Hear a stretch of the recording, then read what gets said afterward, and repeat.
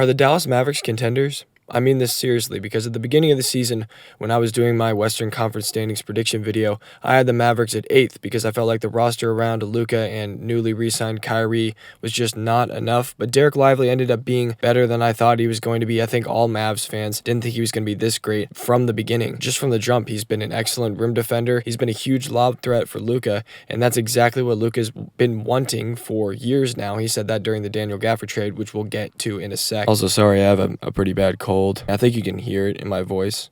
I sound like I'm dying. It's because I am. I'm on Dayquil right now, and I feel terrible. But we here, though. But I'm serious about this question.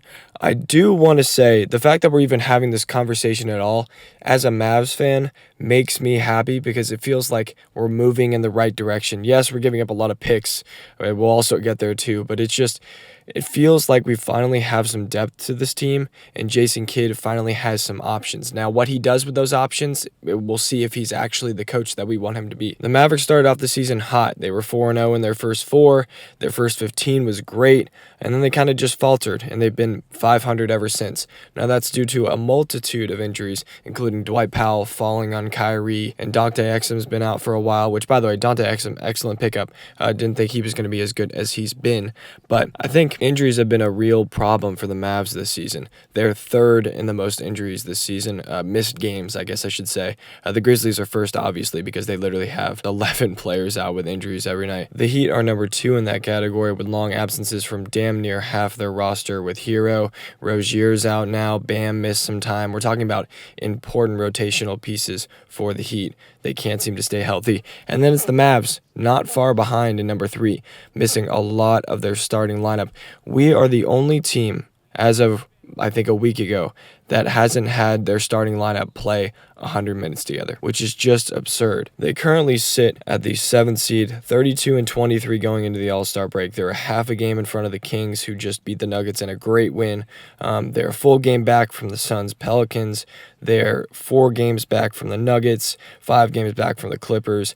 That top 4, Nuggets, Clippers, Thunder, Timberwolves, is going to be very difficult to catch for any of the teams that are in that 5, 6, 7, 8, 9 slot.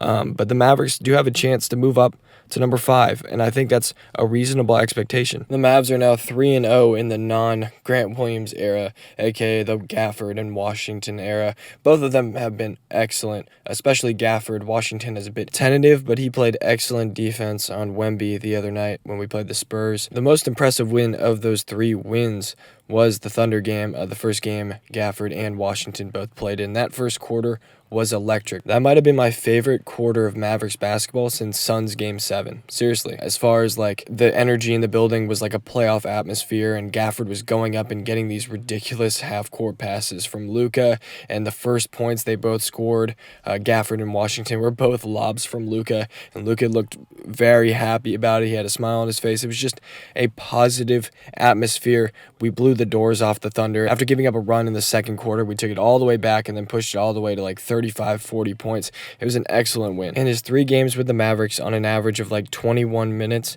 he's put up 19-9 in his first game against the Thunder, 16 and 17 rebounds, 10 points and 10 rebounds against the Spurs. And he wasn't even playing particularly well against the Spurs. He was kind of getting bullied by Wembanyama just because of his height. But then we put Lively in there because he was on a minutes restriction. He was coming off the bench, and he looked much better. And that's the kind of diversity our bench gives us now. We've got different people for different situations. I feel like the Mavs haven't had that entirely in the Luka era. I mean, when we made that run to the Western Conference Finals, we had Reggie Bullock playing real minutes. Like, we're talking like 42 minutes a game. Reggie Bullock was playing. If we had an option to replace him, we would have done that. But our option to replace him was Frank Ntilikina, and that team went to the Western Conference Finals. Now, that Western Conference was not as strong as it is today, but damn, you can't help but think, like, we went all that way with that.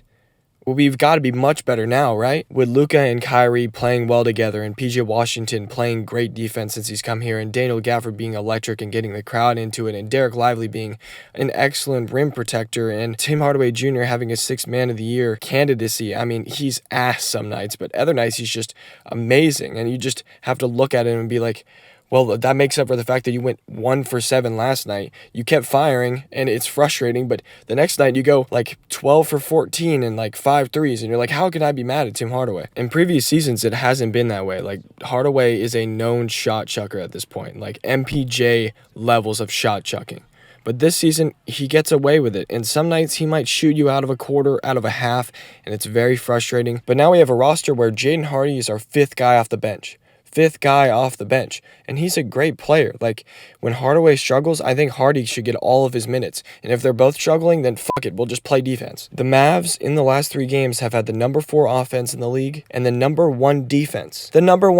I get we played the Wizards and the Spurs in that little area, but it's exciting. Like, we were giving up an immense amount of points at the beginning of the season. We were like 25th in defense. This is a massive improvement. If we can at least be league average, that gives us a chance. It seems like Kid finally has the toolbox to do what he wants to do on defense. And Luka finally has 2 rim runners, a starter in Derek Lively and a backup who should low-key be a starter on other teams in Gafford. And now we have an excellent roster that's kind of built out around these 2 stars in Luka and Kyrie. Yes, you could say we could use a wing or 2 that are excellent 3-and-D players, but we have Dante Exum coming back. Maxi Kleber has turned the clock back and has looked excellent lately. Him and PJ Washington's minutes have been way better than I thought they would have ever been. And now you have 3 solid big men that you can play pick and roll with Luka with, and they all specialize in different things. Derek Lively is great in that short roll where he can make a pass and kick it out to the corner. Gafford is great for rim running. Lively's also good at that too. And then Maxi's great at the pick and pop. Like, you have 3 different weapons now. Ever since Luka has been on this team, his best option has been fucking Dwight Powell. But it's just funny to me to think about, like, who was the best pick and roll player with Luka. It wasn't even Kristaps. Like, Dwight Powell did that shit better than him. Nico Harrison took a team at the last trade deadline who was playing Frank Ntilikina real minutes. Actual rotational minutes, and he just got cut by the fucking Hornets, and he turned it into a team that's actually comparable, that has pieces around Luka to where we might be able to make a playoff run. Are we contenders?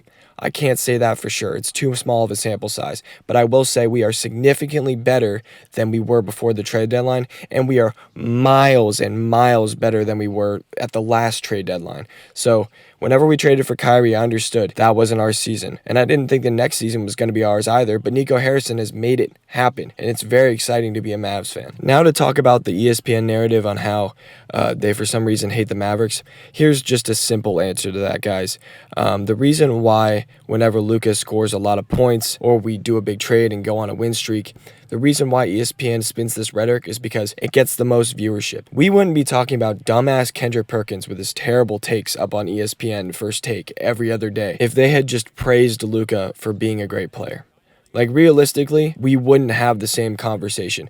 Every single day I see Mavs discourse about how ESPN is disrespecting us. Absolutely. I entirely agree that ESPN is spinning a narrative that Luka is not the MVP, when realistically he should be, and all the fucking comments under the ESPN posts are saying MVP Luka. And if anything, they're saying he has to be top 3, if anything. But y'all gotta remember, it's all about clicks for ESPN. That's all they care about. They will sit up there and talk about bullshit for an hour. Why do you think they talk about the Lakers all the time, even though they're a fucking 10th seed? Why do you think they talk about them? Because they get the most viewership. The 10th seed in the East right now is the Atlanta Hawks, and the only thing that they've talked about the Atlanta Hawks this year is the fact that DeJounte Murray wants out, and then he wasn't even traded at the deadline. So why do you think they talk about the Lakers? Why do you think they talk down on the Mavericks? It's because we will get outraged and defend Luka at any chance we possibly can, because we think he's that good, and because he is that good. He should be the MVP this year, in my opinion. But you won't see me interacting with ESPN posts like, you guys are wrong and Kendrick Perkins an idiot. Everyone knows that ESPN is wrong about this opinion. That's why all the comments are talking about how Luka should be top 3. And we all know Kendrick Perkins is a terrible analyst. Like, this is just basic information that no one even needs to really get outraged at. ESPN is baiting clicks here. They obviously want us to be outraged because Luka's at the 4th spot whenever he's been putting up record numbers. He put up the 4th most points ever in a game, and they were talking about how the NBA needs to play more defense. You know what I mean? Like, that's just embarrassing for ESPN. Anyway, to bring it back around, final thoughts on if the Mavs are actually contenders. Man, I hope so. I hope we make the 5th seed. I hope we do some damage in the playoffs at least. That's all I can hope for. I absolutely need it because I can't take any more of these New York Knicks Twitter people talking about how, oh, we have plenty of picks, so when Luka's disgruntled this summer, we can go trade for him. Like, what are you talking about? What are you talking about? Like, that's just ridiculous. Anyway, y'all take care. Have a good one. A little end card special here because I don't really have a clip to throw in other than this one. This is Wemby practicing moves from Jamal Crawford because they talked about it on an interview a while ago. I don't think we've ever been more cooked